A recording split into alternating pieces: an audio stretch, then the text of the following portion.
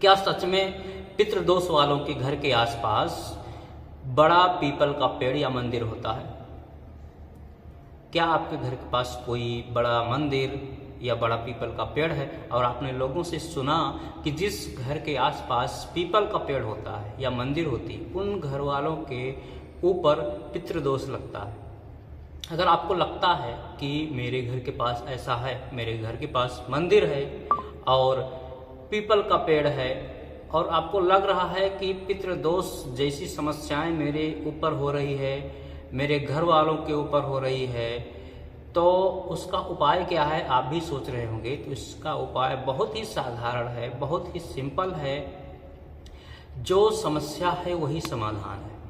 अब आप सोच रहे होंगे कि जो समस्या है वही समाधान कैसे हो सकता है? तो बिल्कुल सही आपने सुना।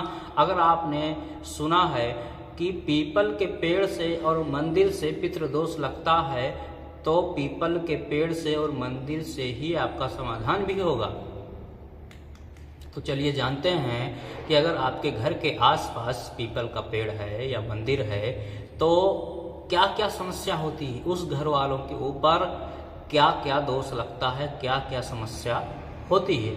आपने सुना होगा कि पितृदोष जिस घर में होता है उसमें केवल बड़े लोगों के ऊपर होता है, यानी बड़े बुजुर्ग होते हैं या जो भी घर में उस घर में जो भी बड़ा होता है उसके ऊपर लगता है। लेकिन ऐसा नहीं है। अगर उस घर में किसी एक व्यक्ति के कुंडली में पितृदोष है तो पूरे घर में उसका प्रभाव पड़ेगा। जितने व्यक्ति होते हैं सब लोगों के ऊपर पितृदोष का प्रभाव पड़ता है।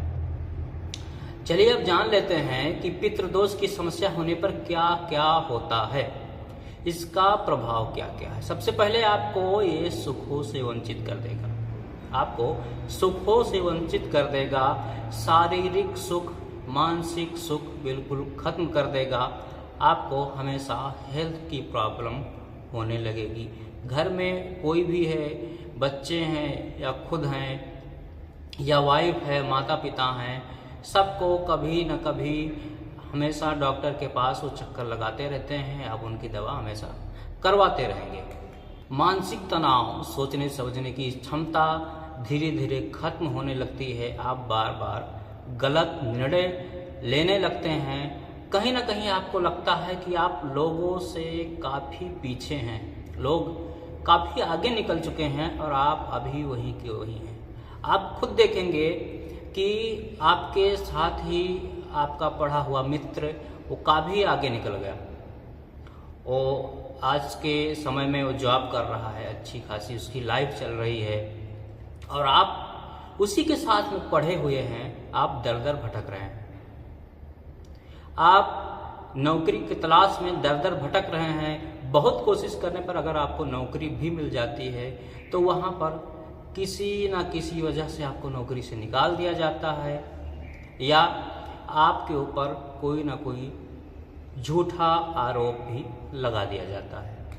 और दूसरी तरफ आप ही के साथ में पढ़ा हुआ आपका मित्र किसी अच्छी जगह पे सेटल हो गया है, अच्छी नौकरी कर रहा है, अच्छी उसकी लाइफ चल रही है। दूसरा नंबर, घर में लड़के लड़कियों की शादी ना होना। आप बहुत सारे घरों में देखते होंगे कि उनके घर में लड़के लड़कियां बड़े बड़े हो गए हैं, अभी तक उनकी शादी नहीं हो रही। शादी की कोशिश तो बहुत कर रहे हैं लेकिन उनकी शादी नहीं हो पा रही है, शादी ही नहीं आ रही है।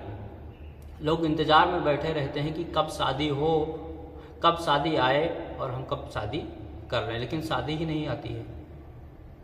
शादी अगर आती है, बातचीत आगे बढ़ती है तो क्या होता है, 2-4 दिन बाद फोन आता है कि हमें लड़का नहीं पसंद है या हमें लड़की नहीं पसंद है। ये एक केवल बहाना होता है, ये असलियत नहीं होती है। एक केवल बहाना होता है कि हमें लड़का नहीं पसंद है, हमें लड़की नहीं पसंद है। किसी तरह चलो बात ये भी बन जाती है, सब कुछ सेट हो जाता है, शादी की तारीख डेट भी रख जाती है। लेकिन जब नज़दीक आता है समय तो लड़के या लड़की के घर में कोई ऐसी घटना घट जाती है कि शादी को टालना पड़ता है, शादी को रोकना पड़ता है। शादी भी हो जाती है किसी तरह, आप बहुत पूजा पाठ कराए, तंत्र मंत्र कराए, दर दर भटके, बहुत सब कुछ करा लिए, किसी तरह चलो शादी हो गई। वंश वृद्धि में समस्या आ जाती है, बच्चे नहीं होते। बहुत कोशिश करते हैं आप लोग, दर दर भटकते हैं, हॉस्पिटल के चक्कर बार बार लगाते रहते हैं, तंत्र मंत्र करवाते हैं, कुंडली दिखवाते हैं, फिर भी वंश वृद्धि नहीं होती है। ये सब पितृदोष के लक्षण हैं। अगर आपको लगता है कि ये सब मेरे साथ हो रहा है तो आप समझ जाइए कि ये पितृदोष के लक्षण हैं। किसी तरह चलो बहुत पूजा पाठ करने से, बहुत कोशिश करने से, बहुत दवाई करवाने से बच्चे हो गए, लेकिन बच्चा होने के बाद बच्चा ऐसा निकल गया कि आपको उम्मीद थी कि ये हमारे बुढ़ापे का सहारा होगा, लेकिन बच्चा तो ऐसा निकला कि पूरी जिंदगी जितना आपने एक एक पाई पाई जमा की थी, मकान बनवाया, जमीन जायदाद खरीदी, उसको मिट्टी के भाव में वो बेच रहा है, बर्बाद कर रहा है। ये होता है पितृदोष के लक्षण। कभी कभी घर में लगता है कि कोई हमारे पड़ोसी हमारे ऊपर तंत्र मंत्र करवा दिए हैं, कभी लगता है कि हमारे रिश्तेदार हमारे ऊपर तंत्र मंत्र करवा दिए हैं। ऐसा होता रहेगा आपके साथ। अगर ऐसा हो रहा है तो ये होता है पितृदोष के लक्षण। ये कुंडली को देखकर कोई नहीं बता सकता कि आपके साथ ये चीज होने वाला है, आपके घर में कोई तंत्र मंत्र करके कुछ फेंकने वाला है, ये कोई नहीं बता सकता। लेकिन यह क्या है? यही पितृदोष है। यह ना दिखाई देने वाला, पर्दे के पीछे से चुपके से काम करने वाला क्या है? यह पितृदोष है। इसी को पितृदोष कहते हैं। इन्हीं पितरों को हमें खुश करना है। ये पितृदोष आपके जन्म लेते ही आपके ऊपर आ जाता है। अगर आप इनको इग्नोर करते हैं तो आप खुद भी इग्नोर होने लगते हैं, और इनको खुश करने के लिए आपको कहीं भटकने की जरूरत नहीं है। जो आपके घर के पास, आपने लोगों से सुना कि जो आपके घर के पास जो समस्या दे रहा है, जिस वजह से आप लोग बता रहे हैं कि पितृदोष है, मंदिर और पीपल का पेड़, वही है समाधान। करना क्या है आपको कि पीपल का जो पेड़ है, मंदिर है, आपको एक रूटीन बना लेना है कि आपको वहाँ पर पीपल के पेड़ के पास हमेशा सर सफाई करनी है। आप देखते होंगे कि आपके पास जो मंदिर है, आपके पास जो पीपल का पेड़ है, या आपके पास कोई, मान लीजिए बहुत सारे घरों के पास कोई समाधि होती है जिसको लोग पूजते हैं, या कुलदेवी का स्थान होता है, या ग्राम देवता का स्थान होता है, वहाँ पर गंदगी हमेशा पड़ी रहती है। जो होता है आपके घर के पास, आपके घर के पास ही होता है, लेकिन वहाँ पर कभी कोई सर सफाई नहीं होती है। अगर ऐसा होता है तो 100% पितृदोष के लक्षण आपके घर के ऊपर आएंगे। एक रूटीन बना लेना है आपको कि वहाँ पर हमेशा आपको सर सफाई करनी है, हमेशा वहाँ पर आपको सर सफाई करनी है, कभी भी वहाँ पर गंदगी नहीं होनी चाहिए। आप देखेंगे कि पहले दिन से ही आपके जीवन में बदलाव आना शुरू हो जाएगा। ऐसा लगेगा कि आपके साथ कोई है, आपका कोई साथ दे रहा है, आपकी कोई मदद कर रहा है, आपके कंधे पर किसी का हाथ है। वो हाथ होता है आपके पितृदेव का। कहा जाता है कि पेड़ की डाल में ब्रह्मा जी, तना में भगवान विष्णु, और सबसे ऊपर भाग में शिव का वास होता है। साथ ही में पीपल के वृक्ष में पितृदेव का भी वास होता है। इसलिए कहा जाता है कि अगर आपके घर के आसपास में पीपल का पेड़ है तो आप उसकी पूजा करना शुरू कर दीजिए।